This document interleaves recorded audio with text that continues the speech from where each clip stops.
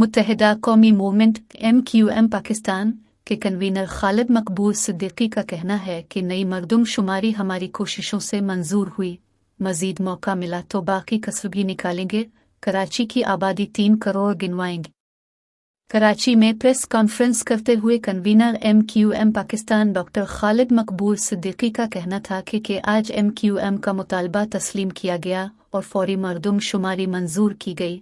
MQM की दूसरी कामयाबी यह है कि नए इंतखाबात नई मरदमशुमारी पर होंगे।